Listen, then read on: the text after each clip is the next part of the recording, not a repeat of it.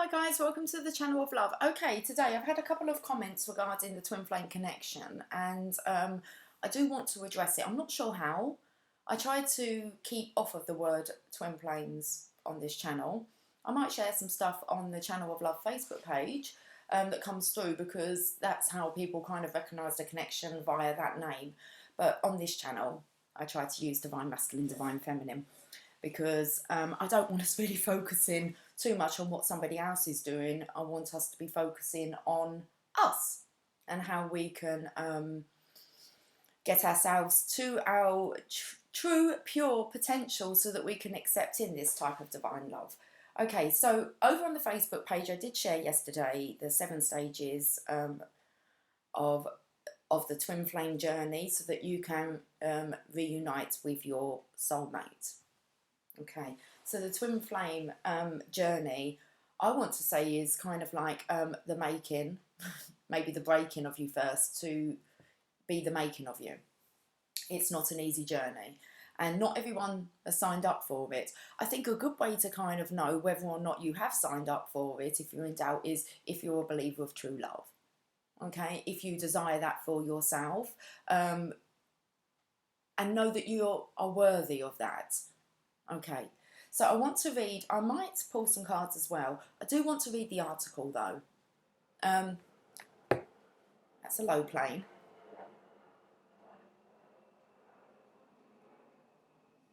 It's 10:57.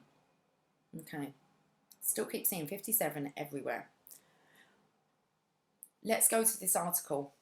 So if you want to join me, then get over onto the Facebook Channel of Love page. The article is there and it is called 7 twin flame stages you need to go through to reunite with your soulmate.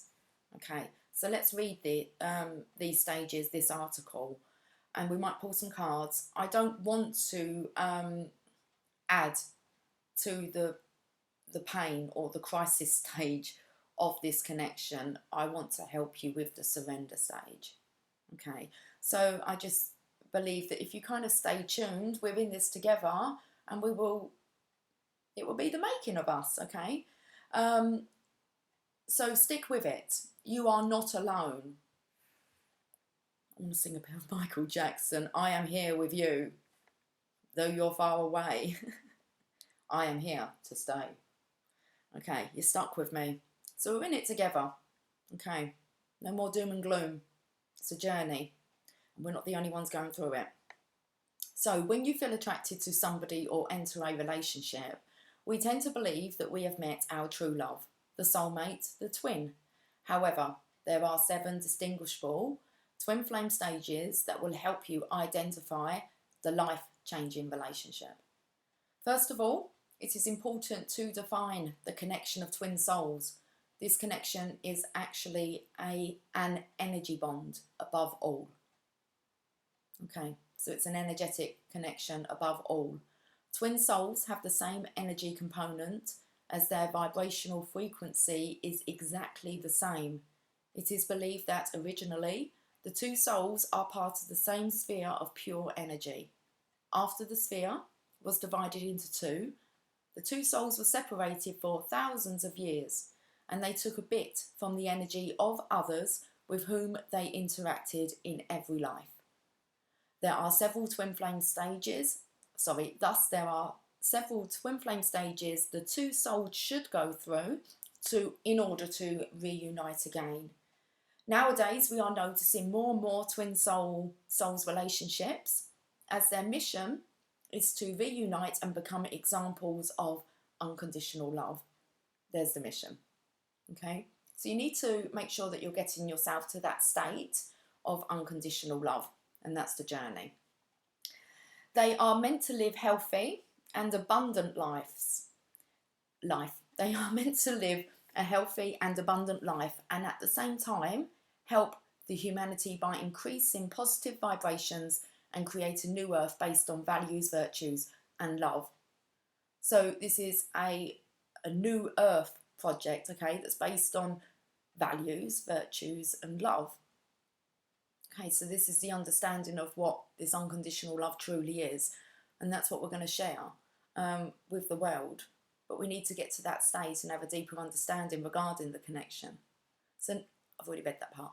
But in order to reach the union, each soul needs to evolve and leave behind the whole accumulated baggage of thousands of lives and reach the same pure energy that they both had at the beginning.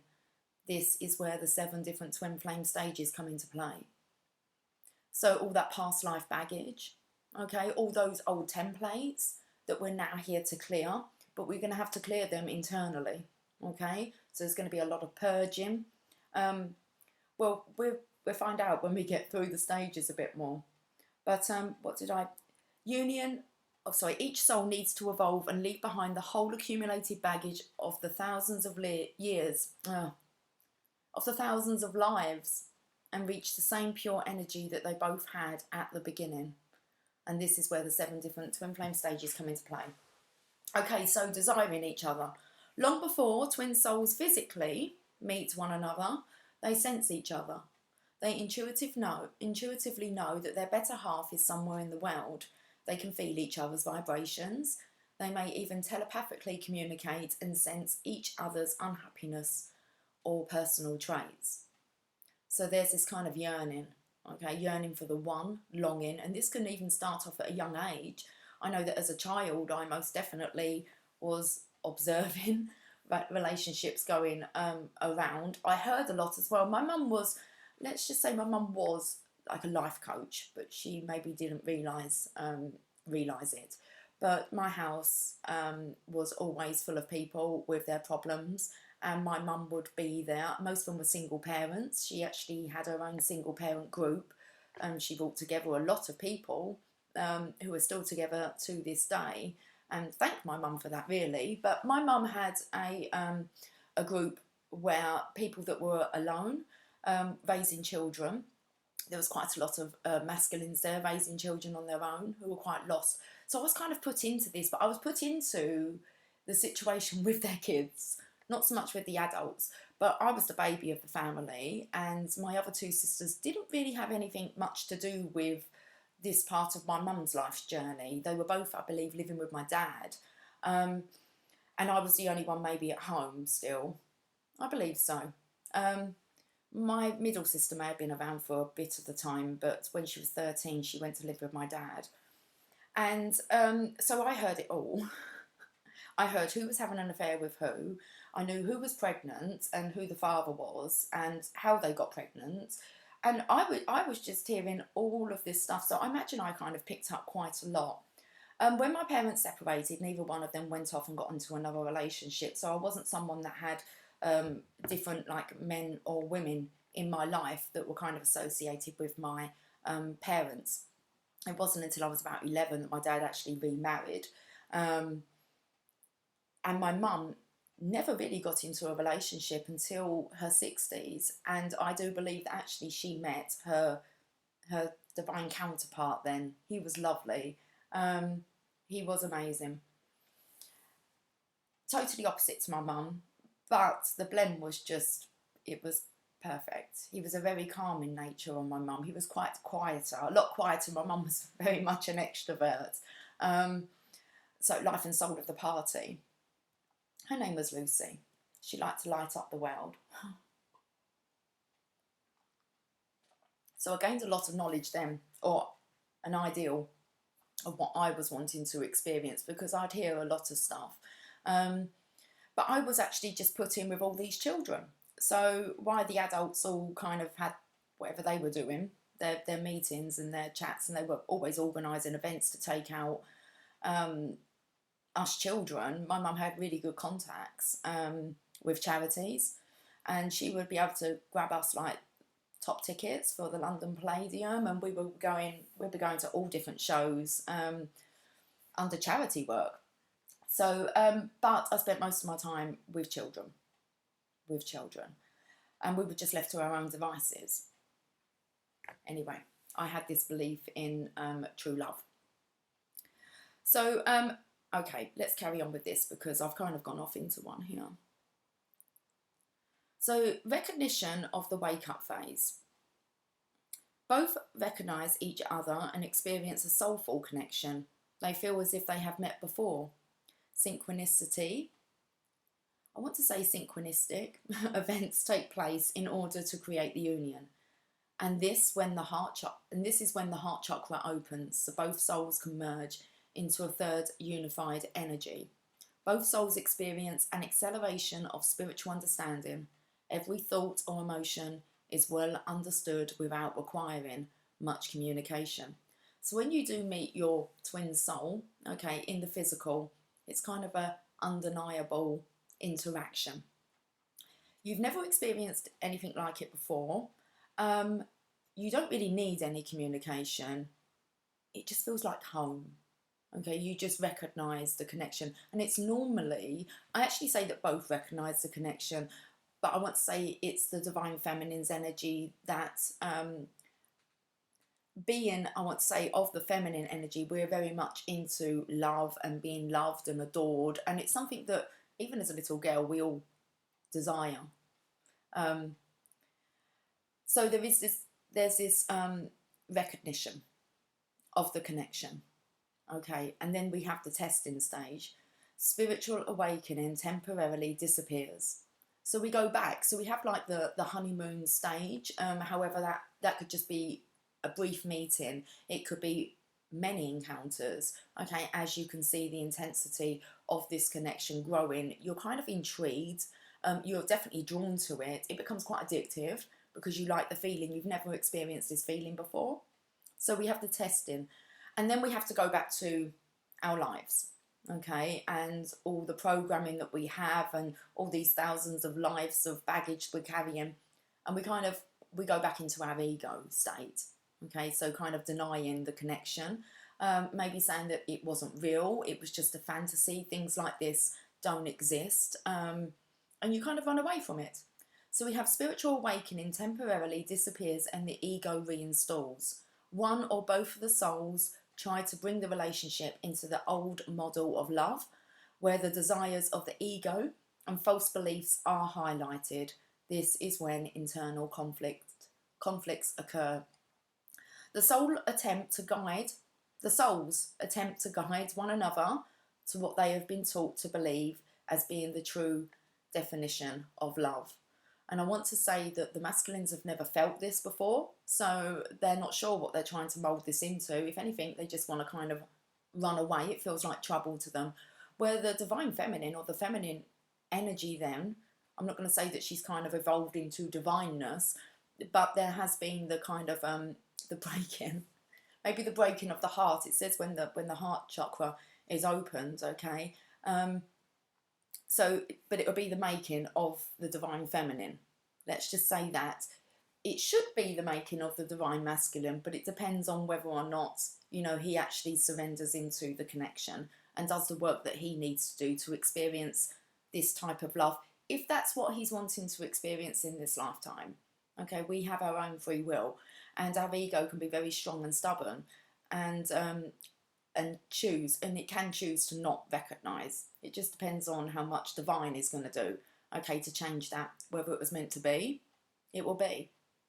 So the souls attempt to guide one another to what they have been taught to believe as being the true definition of love. So I feel the feminines get a hold of this and they want it. This is it. They've been searching for that. There's the feeling. They recognise it, okay. It's like it's kind of a done deal. You would like to think you've just met your soulmate, happily ever after. Then, as such, they will try to shape or change one another, while they both feel at the same time inspired and overthrown by the power of the union. Doubts begin to appear, making one or both of them see the dear one in a critical and suspicious way. The purpose of this phase is to bring to surface old beliefs, perhaps learned over time, in order to be eliminated. This way, the twin souls can regain their pure initial energy. Let's hit the crisis stages as it begins to rain outside. The third one of the twin flame stages is defined by crisis.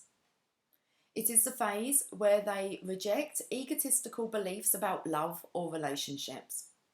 Having to give up on the ego or the false identity based on desires and beliefs in order to embrace a higher experience of love can lead to stubbornness and anxiety. Fear can take the lead by triggering many common dysfunctional emotions. Despite contradictory,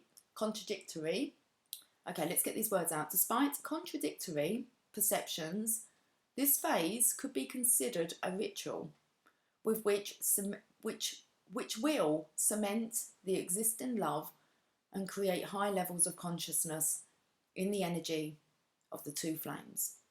Okay, so it could be considered a ritual, it depends how you're looking at it, which will cement the existing love and create high levels of consciousness in the energy of the two flames. Then we have fugitive thoughts. The accumulated tension between the twin souls can either be beneficial and strengthen the universe. That's the mission, to be beneficial and strengthen the universe. Oh, okay. The accumulated tension between the twin souls can either be beneficial and strengthen the union, or can backfire and tear them apart for a while. This is the twin flame stage, where frustrations may appear and a strong desire of ending the union. Perhaps temporary separations or silence may be experienced in order to contemplate the meaning of the union and its chances of survival. The success of the union is based on the emotional maturity of the involved parties. So you have to take responsibility for your own spiritual maturity. Okay. If one of the partners, well, it says emotional maturity here. Okay. So you've got to, it will tell you a little bit more about what happens at the surrender stage, which is the next stage. So the success of the union is based on the emotional maturity of the involved parties. If one of the parties may still need time to evolve, it may be that rupture of the union will occur, so he can then return. Okay, surrender. This is a stage where we want to be at. At this stage, the twin souls surrender their wishes and desires into the hands of divinity, with full trust and faith that their union will remain strong. They also realise their mistakes. Let me just repeat that part. They also realise their mistakes and see their ego as the main obstacle in the path of their complete happiness. Consequently, they openly discuss their plans and wounds. I'll read that part again as well. Consequently, as a result of them realising that they also realise their mistakes and see their ego as the main obstacle. So you take responsibility for your own mistakes and your own ego as being an obstacle in the path of their complete happiness. Okay, we're responsible for our own happiness. No one else is responsible for that. Consequently, as a result of this, they openly discuss their plans and wounds as they wish to work through their differences. Therefore, the frequency of compassion returns and remains. But both parties have to be willing, okay, to take responsibility, to recognise their own mistakes, recognise what their ego's been up to and how it's been creating a block to their own happiness. It was their own doing, okay? And they want to discuss that and they want to work through that together. So now we have the openness, okay? But you have to have the surrender first. The surrender stage is when the twin souls surrender their wishes and desires into the hands of divinity with full trust and faith that their union will remain strong. The final stage is to become one. In this stage, the ego dies and the divine force takes control. Seems after the conversation, okay, where they openly discuss their plans and wounds, as they actually both want to work through their differences. This frequency of compassion returns and it remains. Now the two, okay, in this stage, their ego dies and the divine force takes control, leading to a complete spiritual awakening. This is a stage where the two souls radiate divine love instead of mere romantic love. The partners fully abandon their emotions, mind and spirit in the hands of divinity and subsequently reach soulful maturity. New creative and healing abilities are being developed, such as forgiveness, flexibility, complicity, passion and patience. After all the 7 twin flame stages, the two souls begin to think and act like one. It does say here, are you one of the lucky souls who have met their twin? Let's not cover that on whether or not we feel that we're lucky. Okay, until you get to that surrender stage, you really get to appreciate the journey and what it's done for you. And it's because you've woken up to your ego, your fears, your past wounding,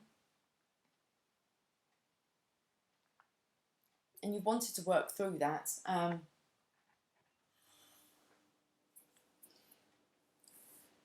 To make you a better person, because you want to grow and become better. Okay, soulful maturity.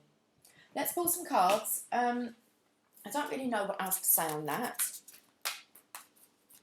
apart from just make sure that you are, it's about emotional alignment. We've got the 8 of Swords here. This is still the feminines here, holding themselves in a space as if they are trapped and that they can't walk out, and they can. They can follow the flow. They can go on a little stroll here. What will find them will find them. It's not even about finding them, it'll be attracted to them. But here is this waiting, just waiting and waiting and feeling bound by this connection. That really comes in with the wanting to kind of cut the cords of the connection, of the union. So giving up on it.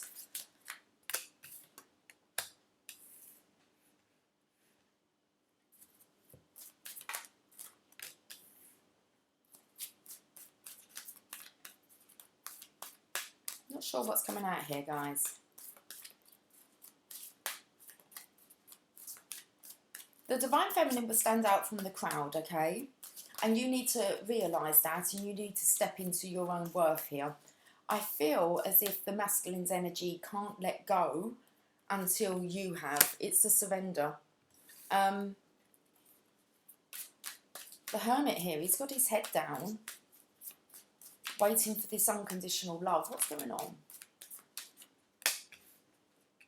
Conflict regarding the Divine Feminine.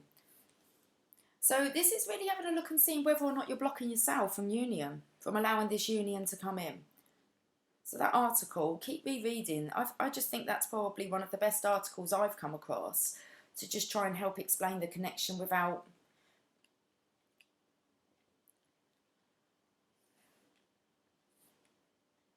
just understanding that it's actually like there's a mission work behind this. It's not just about that mere romantic love. This is about acquiring divine love. Will it be worth the wait? I was going to say, was it worth the wait? It will be.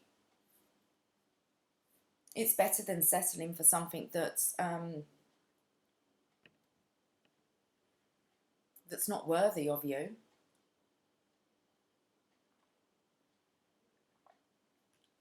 Okay. Divine Feminine here, keeping herself bound. Unfounded fear. I want to say this is the fear of never feeling this again. If you think like that, then that's what you're going to attract. And another thing that people need to stop saying is, he's not coming. I just accepted the fact he's not coming. Who's not coming? The person that you've put a label on. Why would you think that your divine counterpart's not coming?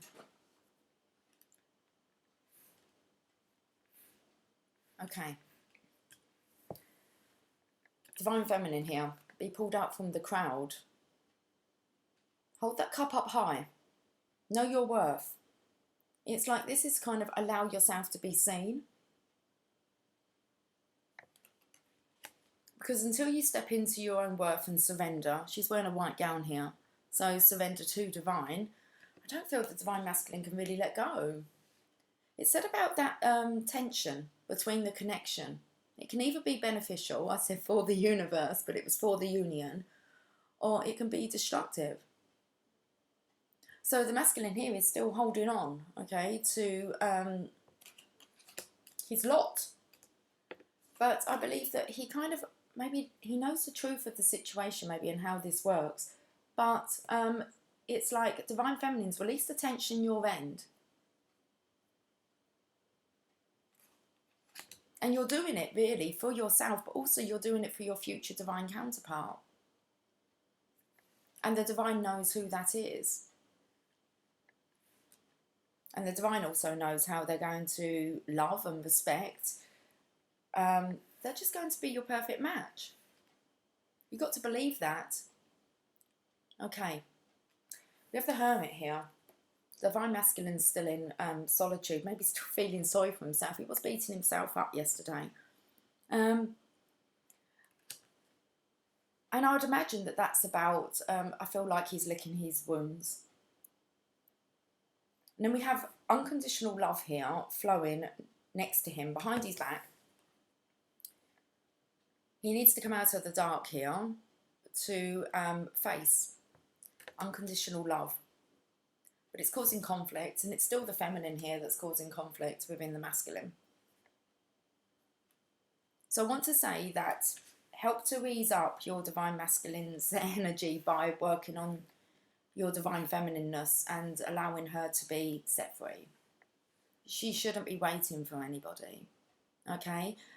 It said that there will be open communication because both parties want to talk through their differences. There's no point if there's just one party wanting to talk through the differences and the other one is still kind of in hermitage and not acknowledging or addressing the connection, okay? There's no point waiting for this person to wake up. When they wake up, they will come because they will want to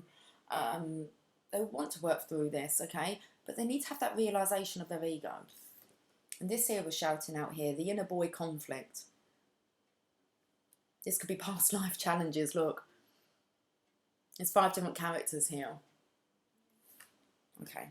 And then we have the Empress. So the Divine Feminine is most definitely stirred.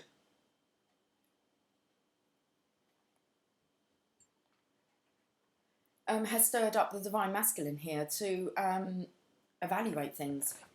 Okay. I'm going to stick with this reading. I'm not sure how it's going. It's one of the most toughest topics to talk about as a collective. But it's most definitely going on. I've got the Channel of Love cards. I want to have a look at this Eight of Swords, the blending. Do your part.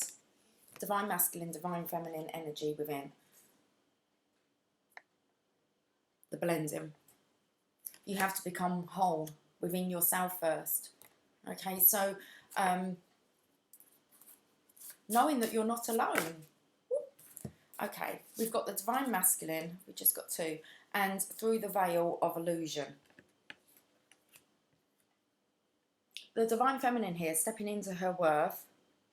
Okay, we've got the Divine Masculine and through the veil of illusion. This is something that's going to help the Divine Masculine to, I want to say to help him through to the other side. The Divine Feminine is not to hold herself back for the Divine Masculine. That's something that he is not going to be too impressed about, is knowing or finding out that his Divine Feminine has really held herself back in hopes that he's going to return. That's a lot of pressure on a masculine. A lot of responsibility for a masculine to step up to a Divine Feminine.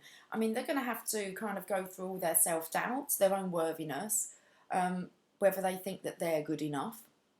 I don't think the Divine Feminine should take it like as they're not good enough. You most definitely are.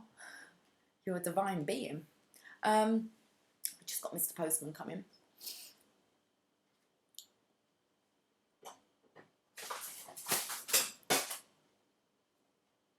That's the Divine Masculine's insecurity, but you need to have a look at your own insecurity as a Divine Feminine, this neediness. When are they coming? He's not coming. That's all you're going to keep attracting. You really need to act as if, okay, to get into the flow, the blending here of how life is going to be when your divine counterpart is with you.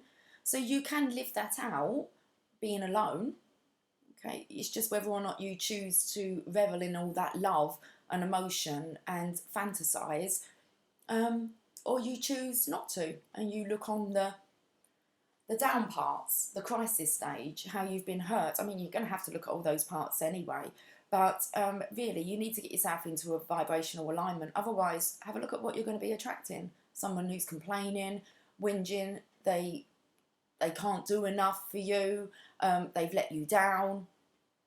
Lots of people let us down, but just because it's a particular masculine maybe that you've got your heart set on, there you go,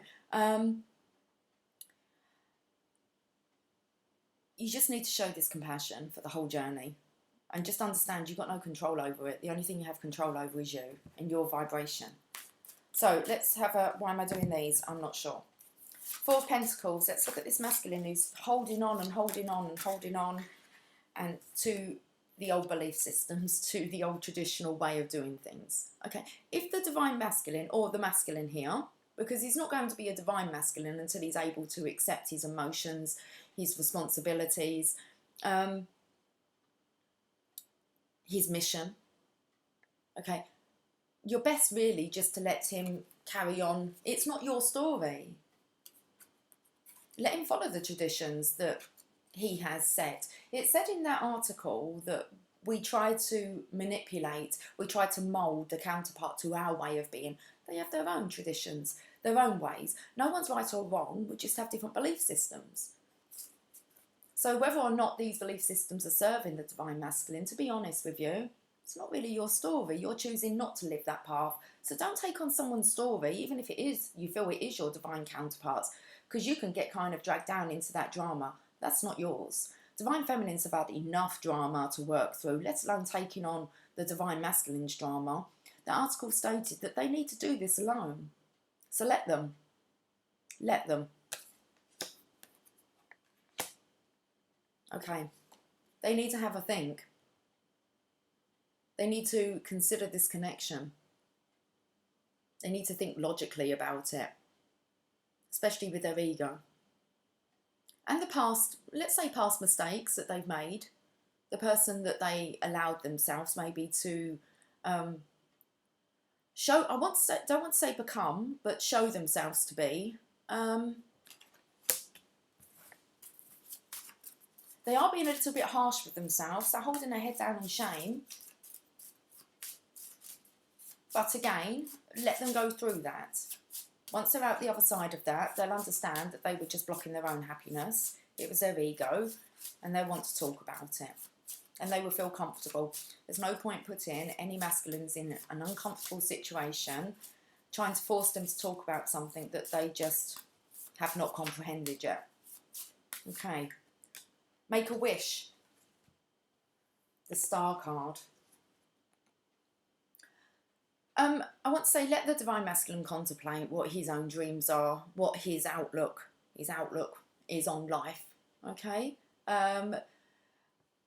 We all have our own desires and visions and fantasies, and the divine masculine may be feeling as if, you know, this was a bit too good to be true. Or was it? Because if it cannot be replaced, or they don't find that kind of connection again, they're going to question it, especially if it won't kind of leave them. As in with the divine feminines, you know, we try to move on, but there's just so many signs, synchronizations, messages coming in. Then we have tarot readings saying that they're coming, and you're like, when? What? When? You know, a year later, you're still hearing the same old, same old. It's all part of the journey until, I want to say, you get so pissed off with waiting. You get so pissed off with yourself, okay, that you're like, I'm not doing it no more. And that, I believe, is the surrender. I'm just not waiting. Not that, and the thing is, you shouldn't have been waiting anyway, so you've got no one to blame but yourself. But because of the intensity of this love, there's this craving and this yearning, and this belief that, of course this is, you know, why would this connection not come together? It feels so divine. But there's a lot to clear through. There's the crisis stage. And that can be...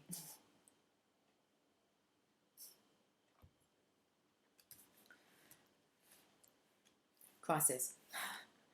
Crisis hits. It can totally shake up your world.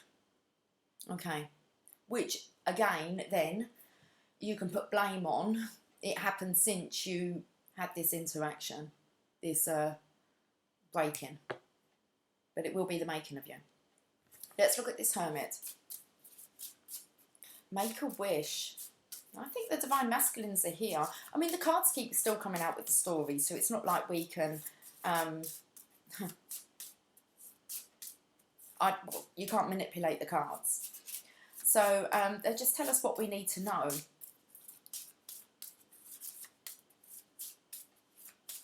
Or what we need to hear, what we need to work on. I always look at these situations, regardless of whether they're manifesting in the physical for you, is just to have a look at, if this was your situation, how would you deal with it?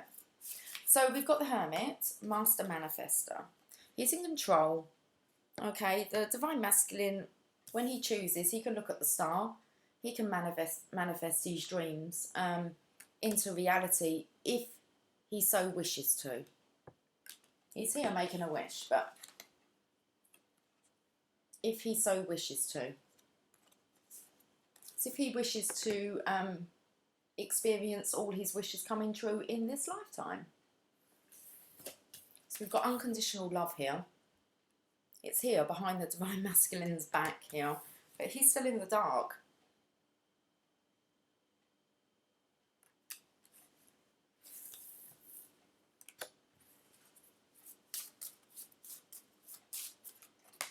Bliss, the lovers. It's just shouting out a connection like no other. So we have the Divine Masculine here who is in conflict, okay, but we have the Divine Feminine who's looking like, actually she looks a little bit upset and, oh, she looks really, I've never picked that up before, but she looked teary when I looked down at her. Never regret falling in love, never regret showing love, never regret being loving and passionate, and for allowing yourself to be swept up in it. Okay, we understand that's part of the journey. I mean, the Oracle cards tell us that with the Rumi messages, how like we're going to be like thrown upside down, and it's a bit of a whirlwind. This, yeah, don't ever regret. Don't ever regret offering your love, being loving, considerate, compassionate, and try and stay in that vibration, okay? But if you can, give that to yourself first. All that love. And don't worry about what the masculines are doing. You should never regret wanting more. If anyone's going to have the regrets, I believe it's going to be the Divine Masculines, okay? You don't need to take that on. Live in the Tao. The Hermit. He's struggling, okay, to follow the stages. Could be crisis stage, okay? We've got the Divine Feminine here. Let's have a look. She's resting. She needs to just, oh, it looks like she's got all stars above her head here. She is the star and she needs to remember that and remain in that, okay? And have belief that your star quality will be recognised.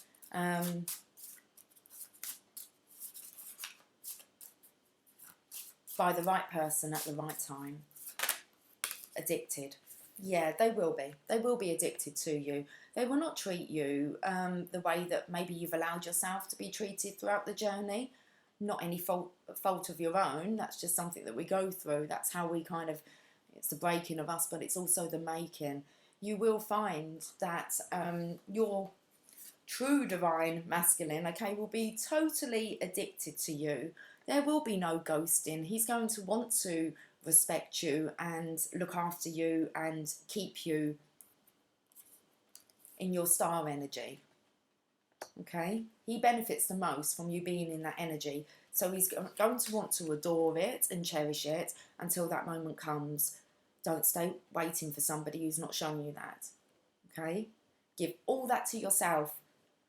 Become addicted with self-love.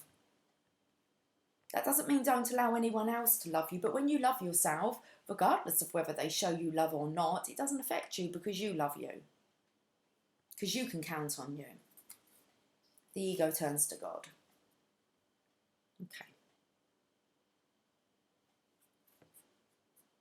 So regardless, I'm going to kind of, I want to speak really to the divine feminines, regardless of whether the divine masculines are watching. Have a look at your part in this. Okay? See whether your ego is still coming up. You know it is if there's pressure to want this right now and not being able to be patient and just let it all unfold the way that it's meant to unfold.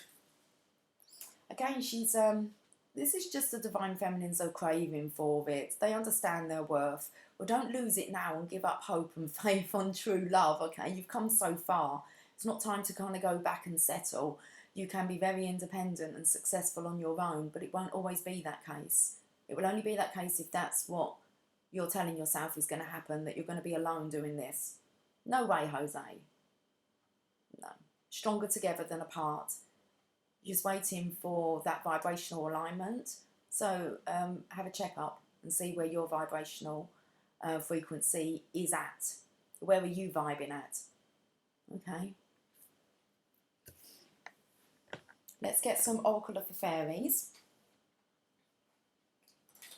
I swear I just saw the Hope card. Oh, it's Purity. That wasn't the one though. Purity. Always trust in the purity of your heart. Look inside your heart and within it, you will find the answers to your question. Yeah. Go within. You know your own truth. You know if something felt like divine love. Okay, you don't need, especially a masculine, telling you that you were wrong. Okay? Masculines, ego. They will try, and obviously they want to mould it to their belief system. So they could totally reject love. That might not be something that they were encouraged or shown as a child that was vitally important. Is this connection that you have with your counterpart. So, yeah, okay. Go within, you know the truth on what love is, and please do not, especially if your divine masculine has not come forth, okay, to want to kind of talk things through and to address pain and wounds and talk about plans. Because you've got to remember this is kind of a mission work. Okay, it's here to raise the vibration of our new earth. So please don't allow a masculine to tell you that you were wrong when it comes to divine love, okay? If anything, I believe they're going to return and tell you that they were wrong. And that's really the state that you'll get to, where they will come back. And don't you doubt yourself, okay, on your spiritual journey. Let's get a card. Divination. Embrace your powers of divination, which are especially strong right now. You have the ability to see your current situation with crystal clear clarity. And once you can see and you have clarity, crystal clear clarity, you've got your story right. Okay. I'm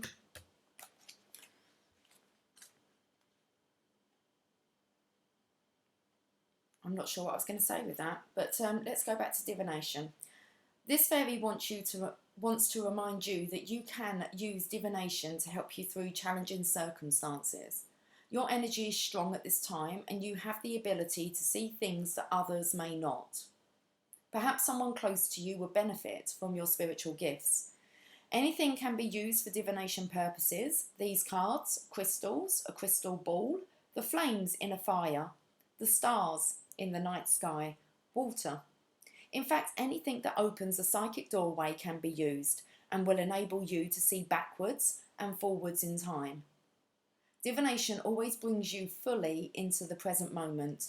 It's not about fortune telling for thrills, although future truths can be revealed. It's more about working with the divine powers to reveal what will help towards spiritual progression for yourself and others. Divination is a serious spiritual practice and isn't something to be dabbled with for amusement. I do feel the Divine Masculines at one point thought that this was very amusing spirituality. Okay? Like it was a bit of mumbo jumbo. Not seeing the truth within God. The ego there is etching God out. Okay.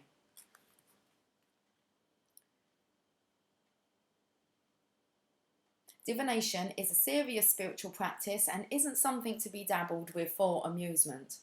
You might experience visions or come to know things that need to be handled delicately and with empathy when sharing with others.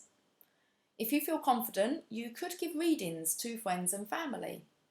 You may feel drawn to do this professionally too. If this feels right, seek the guidance of someone who has been working with divination for a while and whom you respect. You can use divination alongside any other spiritual technique. Okay. Divination. Like I said, you can reach out for a reading if you wish to. My details are in the description box there. Just send me an email. And you can take this spiritual progression seriously. I try and come on most days. Okay, I do need a day off every now and again. It's quite draining. But it's my commitment to you that we are in this together. And it helps me to go through the journey also as I'm repeatedly speaking these spiritual truths, okay? The subconscious mind will pick up on them and then they become your truths. So stick with it. Stick with it. Okay, I felt like it's not time to turn your back on the divine or to get angry with the divine.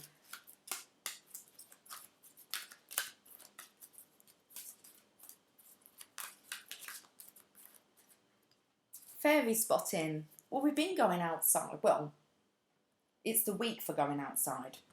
There you go. So when you're out, it's time to go fairy spotting. It said that seeing is believing, but in fact the opposite is true. Believing is seeing. So try and amuse yourself. Okay, get out. Every day, force yourself to get out and go exploring and see what you can see. And believe that there's many magical things out there that are waiting to communicate with you. So let's read fairy spotting.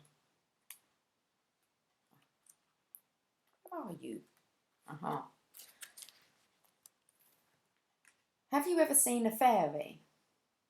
Maybe you have, but you've tried to explain it away with the voice of reason. Or perhaps you're a fully fledged believer, or better still, a knower. You know fairies exist. Fairies can appear to us in many different ways. Being sensitive and open to experiences is helpful when fairy spotting, as it allows us to be more receptive to seeing these magical spirits of nature. They very often appear as flashes of light darting around wooded areas or gardens, or if you're really lucky, inside your home. Now, I've not seen any fairies outside, but I most definitely have seen them here in my home. But it's hard to kind of get a glimpse of them because I normally can see them a little spark of light and they're flicked.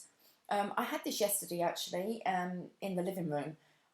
Was it in the living room? I think it was. It was a corner that caught my eye and I thought, I just saw a fairy there. And you know, because they're little lights that kind of flicked, but as soon as you try to look, they're gone. But they've kind of come back. Okay, maybe I just wasn't looking for them. But there was a time, a spell, when doing readings, I could see little fairies like flitting. So quite interesting. Let's carry on. They can also manifest just outside your line of sight, often in the corner of your field of vision, so you're not totally sure if there's anything there at all. Sometimes they can be felt intuitively, seen only in your mind's eye. They may also bring a flowery scent or an unusual smell, rather like toffee apples or popcorn.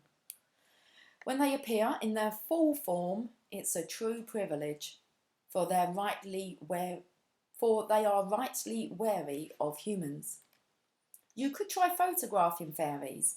Even if you can't see them with your own eyes, a camera can often pick up a fairy essence, which may appear as a beam of light or a tiny orb.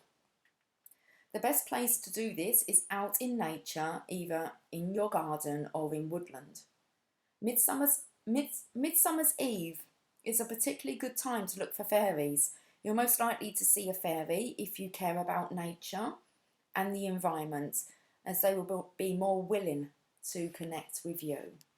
So that's why we're being sent out into nature. I did put a video, half an hour video near on, of me going for a walk, and yesterday. And when I left the door, when I watched it back, I'm just picking up on this now, is I noticed that there was a little light, a little orb. I just thought it might be a reflection off of the phone. But actually, when I leave the front door, you can see it kind of, maybe it was leading the way.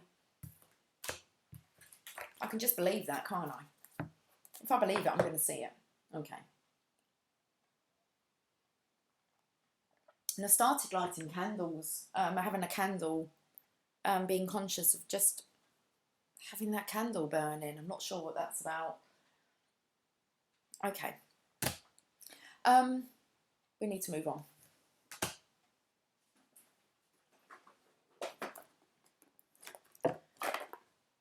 I'm using the enchanted map again.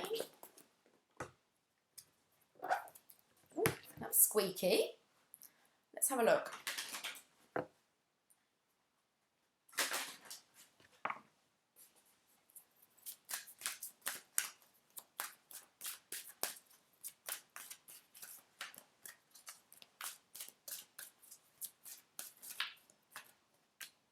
Commitment.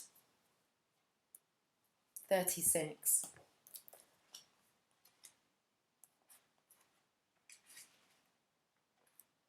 A true commitment is a responsibility of the heart, mind, body and soul. This is a good time to make one. Partnerships formed at this time are harmonious and powerful. The commitment card also indicates the natural evolution of a relationship from its inception to a literal or metaphorical marriage. At the very least, there is a promise of fulfillment in some form. So you have to remember that there is a promise of fulfillment in some form. I want to say that fulfillment, feeling that fulfillment within first, that's fulfilling enough, okay, to actually feel that within. To have that commitment to yourself. Okay. So at the very least, there is a promise of fulfillment in some form. However, you must be conscious of what you're committing to. Be clear about the nature of your commitment and your responsibility to it. Others are more willing to enter into partnerships at this time. Remember that your partnership with Spirit and the highest version of your own self will engage the higher self in another. So important to take note of that.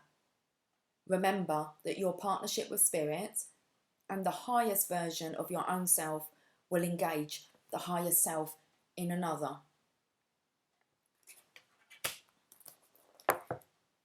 Okay, we're going to get another one.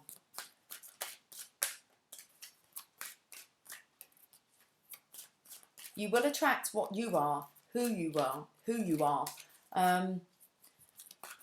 So it's really best to leave who you were in the past and work on who you're wanting to be and make that your number one focus.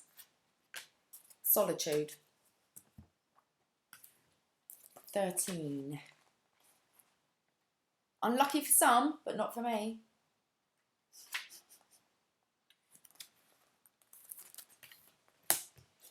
I am comfortable in my own skin as I detach to replenish my soul. Meditation is required when you receive the solitude card as a sign. Empty your mind of superfluous, is that how you say that? Superfluous thoughts and allow stillness to flow through your whole being This is not an adventurous time to ask questions or push forward in any way. Rather, it's a period for a conscious retreat. What's called for now is to step back and take your focus off of your life and your troubles. You'll be surprised by how things sort themselves out once you've replenished your energy by means of a much needed rest and time out. And this is what most definitely the Divine Feminines have been guided to do, is to rest. Okay, to look after themselves rather than waiting for somebody else to come in to look after them. Very codependent. Okay, you're capable of taking care of yourself, and then you're going to so appreciate it when somebody wants to take care of you, and you'll allow them to, and you'll appreciate it. You won't have the neediness. It won't matter if they don't. You're quite capable of taking care of yourself and your own needs. But comes that appreciation there.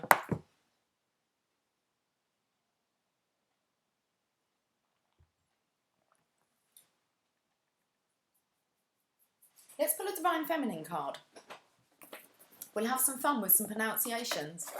It's going to go down splendid today. Okay.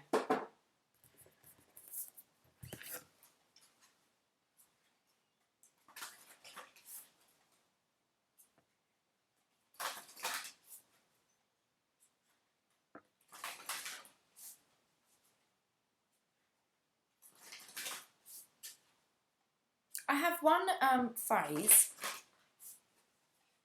that I can give you.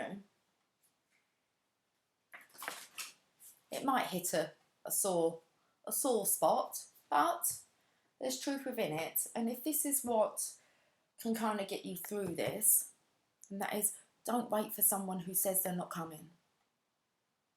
If they change their mind, they can come back and tell you, okay? But don't wait for someone who says they're not coming, or who says that they don't love you, they don't want you in their life. Don't wait for that type of person. Okay.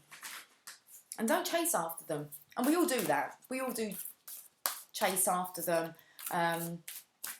Maybe try to, I don't know. I don't want to say convince them, but don't wait for a person like that. You're worth so much more. In Anna, the Queen of Heaven and Earth. I've never had this card, so I have nothing to hide. I see and accept all that I am. In Anna. Now let's find out where she is in here. 202. Page number 202.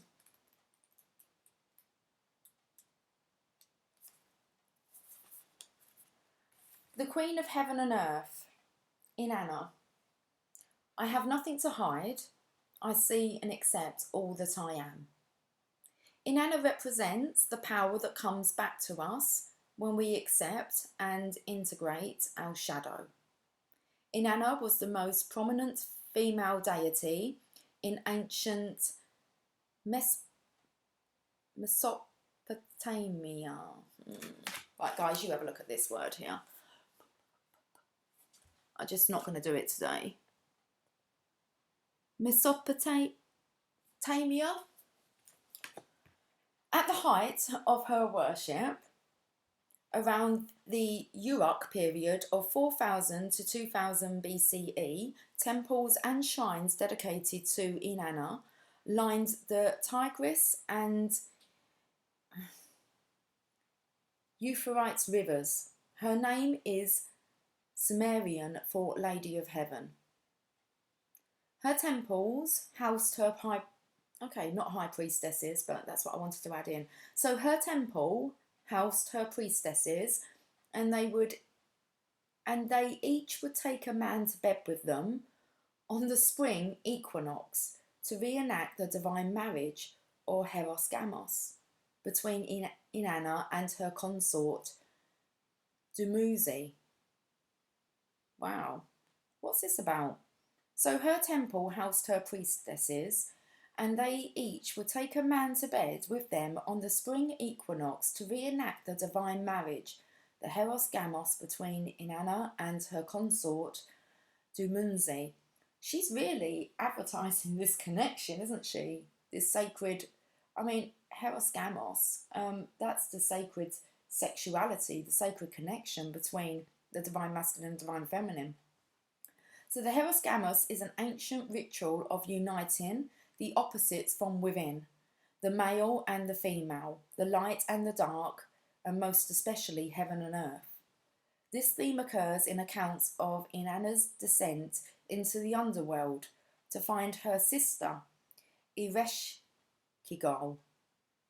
She must take off an article of clothing at each of the 7 gates so that when she finally reaches her sister, she is naked. We just spoke about 7 stages. Okay, hope you're making sense of this. And when Inanna ascends, so she does so with Ereshkigal's power. Wow. Okay. So it's like you go through all the 7 stages. When she finally reaches her sister, she is naked. And when Inanna ascends, so does. She does so with Ereshkigal's power. So she takes on the shadow side. It's a complete being then. So when your soul selects her card, Inanna goes into the depths of her own unconscious to merge with her twin sister self. She becomes more powerful because she is no longer using conscious, psychic energy to keep her shadow or negative attributes hidden deep underground. She courageously descends and faces the aspects of herself that are hard to get to when she's fully dressed or cloaked heavily in the ego. Inanna is an invitation to get naked. Like, not right now, I don't think so. Okay, so we know what we mean. Inanna is an invitation to get naked. She wants us to drop our defences. She wants us to see how holy and sacred it is to be vulnerable. As above, so below. This is an alchemical adage that suggests heaven and earth are not so separate. It suggests that within us, deep down in the dark cages, where we place parts of ourselves, the truths that exist there also exist right here on the surface of our everyday lives. So if we are exerting great amounts of energy to keep from seeing our shadow, it is actually playing a large role in our conscious life. When we can face what we think is dark or negative about us, I mean really embrace it and see it for what it is, a beautiful broken place, that's a call for love. Then we can emerge more whole. We can marry the light and dark aspects of our being, and in uniting with our twin sister from the depths, we can stop projecting her onto other women. I think you replace that sister with your masculine energy, okay? We can stop projecting that on all masculines. We can see and own the hot mess we often are and not get sabotaged by it. The light must cast a shadow, and the high priestess is the one who gets called to love them both. Soul voice meditation. Can I love my shadow as much as my light? Intention. I have nothing to hide. I see and accept all that I am. Wow. Okay. Let's get... well, let's have a look at the Greek mythology and we'll see where the Divine Masculine's energy is at. Okay, calm down, calm down.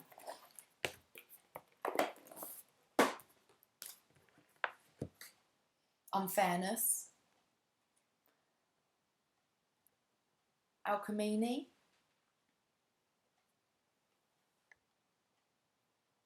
I think that's how you pronounce it. I think we're going to take this one. Unfairness.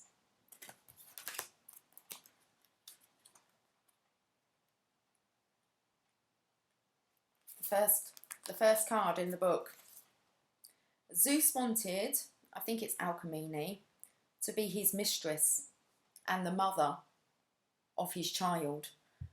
But Alcmene was faithfully betrothed to another man.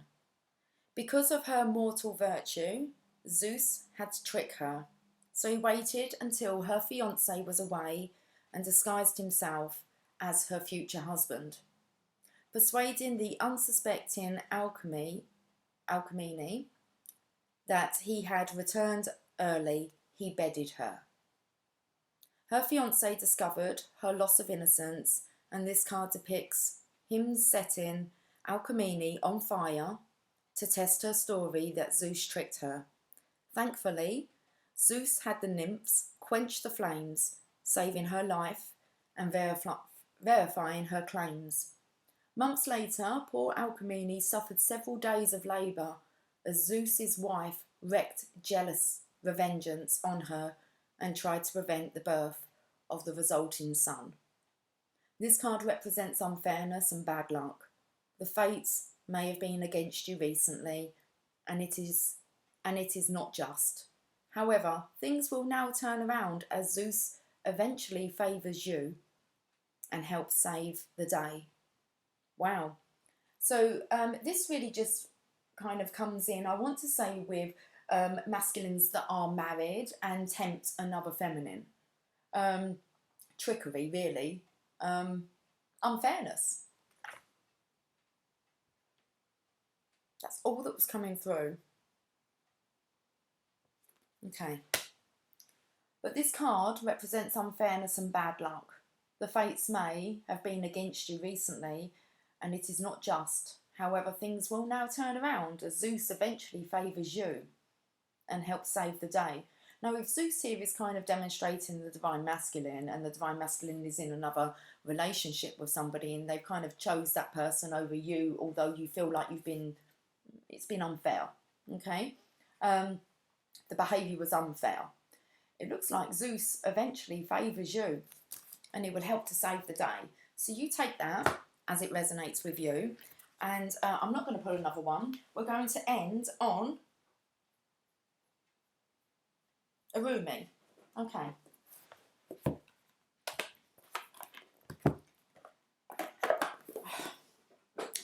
In my head I'm singing, boys are back in town, boys are back in town.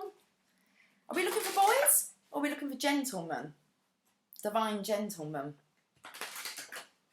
A gentleman would do me. Nothing less. A divine gentleman it is. Okay.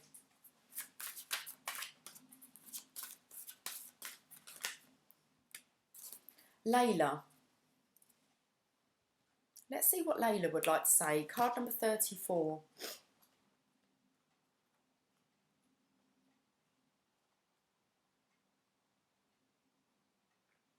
Okay, we've got quite a long poem to start with. I'm out of coffee.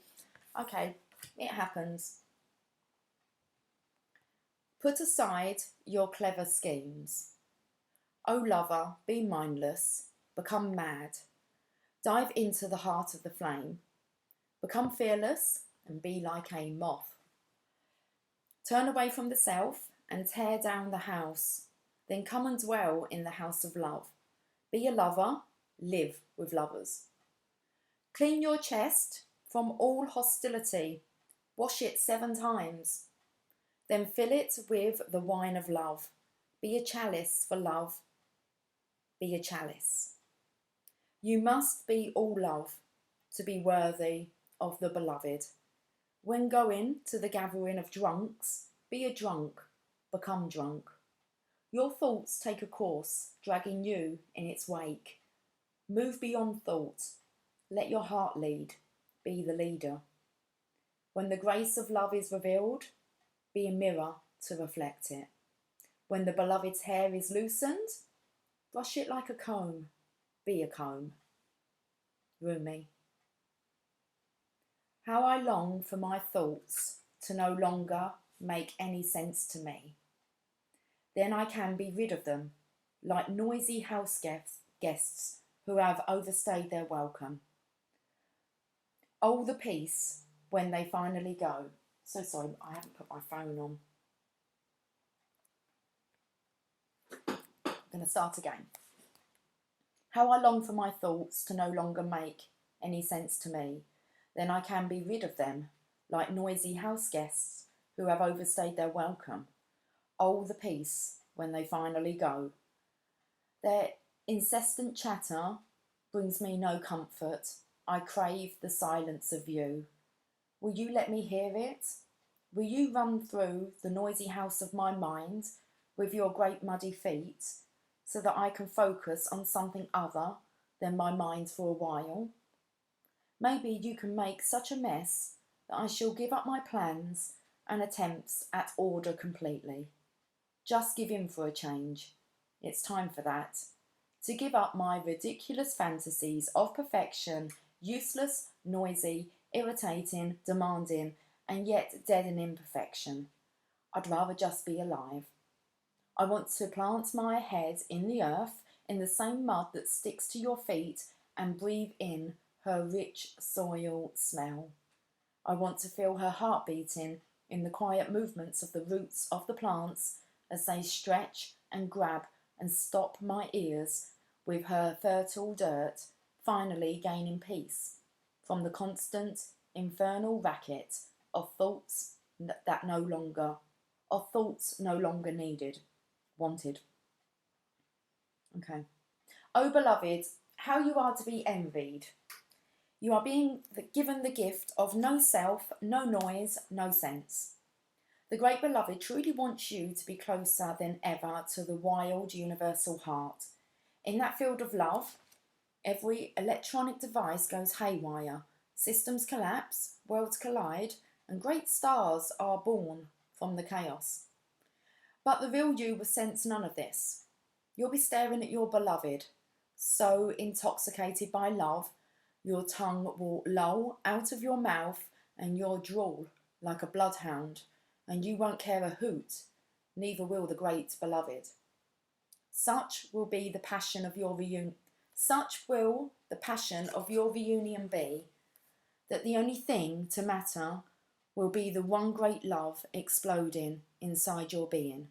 So who cares if you have no idea what day it is, what your job's supposed to be again, or how to make conversation, let alone intelligent conversation, at the dinner table? Ah, well, you shall not be yourself any more. You shall not be so appropriate or sociable. Who understands crazy words that fall out of your mouth, unchecked by logic or rationality? I do. I know the beloved too. I am under that same loving spell. I, like you, have no I anymore. I, like you, am so crazy with love that I care not for things making sense anymore. I, like you, long for my night of love with the great beloved that ends me forever and renders me only and ever the lover of the great beloved. I call that night forward from my love-crazed heart, as do you. That Laylat al-Qadr, the night of destiny. Probably said that wrong. You're calling forth the night of destiny. Let us run together and pound on the bedroom door of the great beloved. There is no shame. There is nothing else worth holding on to. Let us go now and throw ourselves upon the goodwill of the Creator. Our hair shall be messy and mingle with the curving galaxy, and the planets shall grow rings around them, becoming the many eyes of the great beloved, delightfully bearing witness to our loving, passionate surrender. This oracle brings you a message. You are moving through a period of not knowing, of time in the great void or womb of the Divine Mother. It is in this place the seed can crack open and take root. This cannot happen in the light, where all is seen and recognised. It must happen under the cover of darkness, where only trust can assure one of success. This is the way of nature, the way of life, and it must be honoured. This oracle brings you ancient wisdom. It guides you not to fear the darkness, but to enter into it willingly. It is not for you to become lost, but to find your way. This oracle is saying that in the darkness there is the path. Okay, I don't know how to pronounce this. The Tarakat. Okay. Do not turn away from it. Let it be. Be with the lack of knowing. When people ask of you so many questions and demand sensible answers to support their notion of reality, do not bow to such unworthiness and fear. Know that their minds may be fearful for your safety and their own, lest your divine madness be contagious, but that their fear is nothing to you, nothing at all. It is not even anything to them, but they just don't know that yet. So under the sacred black cloak of night, the Divine Mother, the Goddess, who transfigures from darkness into light, has invited you into her chamber. In that place you shall experience annihilation, but only that of which is untrue, that of which would hold you back, dampen your spirit, or prevent you from bursting into full aliveness. For that which is true is already seeded deep in her womb and is preparing to be born, strong and with good, powerful legs.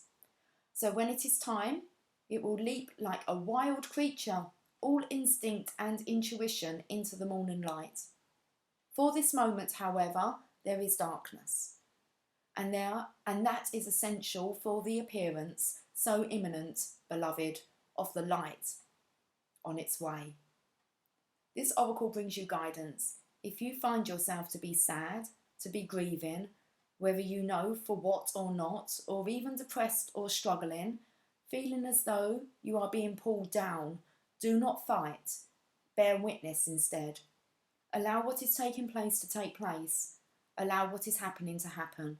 You shall find a joy in allowing the interplay of darkness and the light to take place according to a greater unfolding rhythm of your own divine growth process.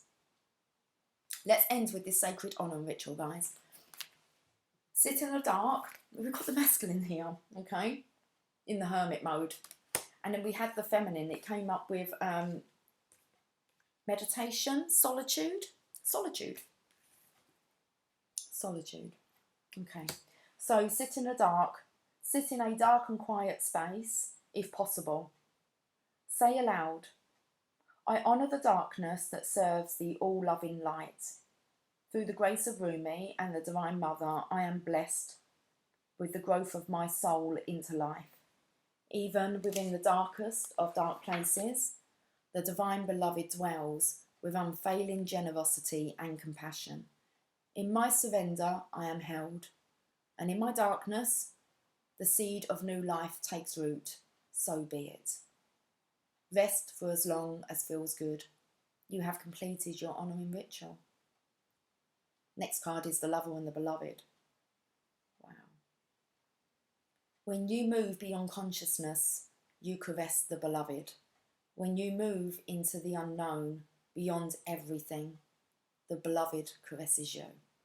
That's just the next card. What I wanted to pick up on, because I'm pleased that we kind of covered this subject. I'm hoping it kind of went down well. But it spoke here about when we ask questions. This part here. When people ask of you so many questions and demand sensible answers to support their notion of reality, do not bow to such unworthiness and fear. Know that their minds may be fearful for your safety and their own, lest your divine madness be contagious, but that their fear is nothing to you, nothing at all. It is not even anything to them, but they just don't know that yet.